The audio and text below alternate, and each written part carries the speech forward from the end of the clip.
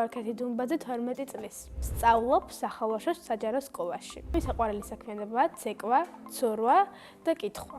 ამ სამიდან გამორჩეულად მიყვარს ცურვა. 11 წლის ასაკში ვისწავლეთ ცურვა. ჩემო ჯანმრთელობამ მოითხოვა და შევედით ცურვის ტრასზე. პირველი სამი გაკვეთილი ასე რომ ვთქვათ ვერ ვისწავლე, მაგრამ მეოთხე გაკვეთილის შემდეგ რაღაცნაირად თავი მოვუყარე და გავიგე როგორ და მეცურვა. თავიდან გამიჭირდა, რადგან აუზი იყო ღრმა და მეშინოდა. სამი გაკვეთილის შემდეგ მივხვდი, რომ უკვე ვიცოდით ცურვა. ყველაზე კომფორტულად მე ვცურავ წინ. ეს რომ დაკეთებ. მინდა ისე კარგად ვიცოდე ცურვა, რომ ვინმე რომ მიხრჩებოდეს, გადავარჩინო. სასურველია იხრჩებოდეს გოგო.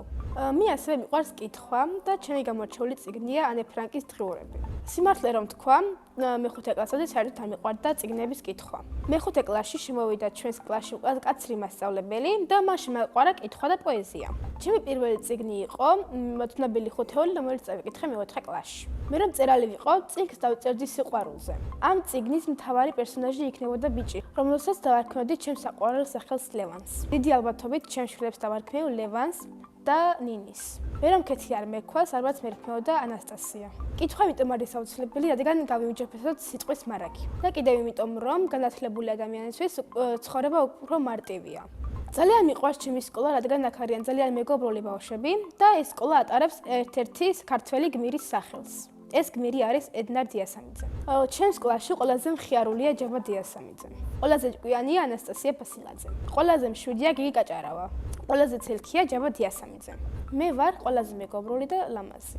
ისეთი გარეგნობა მაქვს, რომ გაბრაჭვის გარეშეც მშვენივრად გრძნობ თავს. ჩემი საყვარელი საგანი არის ქართული ენა და ლიტერატურა. საყვარელი მასწავლებელია ნაირა აბაშიძე, რადგან ითვალისწინებს ბავშვების რჩევას. არის თბილი და ერთგული.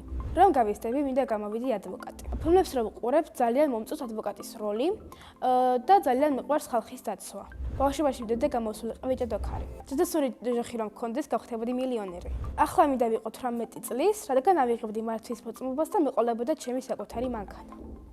წითელი ლამბორჯინი. თუ ამ მანქანას ჩემით ვერ ვიყიდი, ვიყიდის მამიკო. ბაბუა გულშია. სახლით ცხოვრობთ მე, დედა, მამა, ბიძია, ბებია, ბაბუა და ჩემი და ძმა. მეტი და ძმა არ მინდა მყავდეს, რადგან უკვე ესენიც მყოფნიან ნერვების უსაშლელად. ჩემი და არის 13 წლის და ქვია მარიამი. ის არის ლამაზი, პრანჭე და უჟმური. ჩემი აზრით, მარიამი რომ გაიხდება, გამოვა მოცეკვავე. ჩემი ძმა არის 7 წლის და ქვია ალექსანდრე. ის არის ცელქი, მოუსვენარი და ასე ვთქვათ, ტელეფონზე დამოკიდებული. ალექსანდრე ალბათ გამოვა ბუღალტერი. მამა ჩემი არის სტუმართმოყვარე, სიმპათიური და მშრომელი. დედა ჩემი არის საქმის მოყვარული, ლამაზი, მიზანდასახული და კარგი დიასახლისი. მე მყავს ძალიან კარგი დედა და მამა, მაგრამ მე ვარ ბაბუას გოგო. ჩემი ოცნება ვიმოგზავრო მთელს მსოფლიოში. პირველ რიგში წავიდოდი იტალიაში, საფრანგეთში და ამერიკაში. მიყვარს ფილმების ყურება და ჩემი გამორჩეული ფილმი არის ვამპირის დღიურები. სიამოვნებით ვთამაშებდი ამ ფილმში თავარ როლს. წინა მონაწილემ დამიტოვა შეკითხვა: რა არის ჩემი ოცნების საჩუქარი? ჩემი ოცნების საჩუქარია პარიზის საგზური.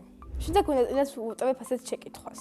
ვისთან ერთად გაფრინდებოდი კოსმოსში? გალეთად მე კოსმოსში გაფრინდებოდი ჩემ დაქალ ნინი ფაღავასთან ერთად. ყვავილებიდან მე გავარ წითელ ეკლიან ვარდს.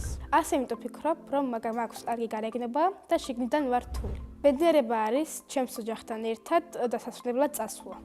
მე ვარ ბედნიერი ადამიანი.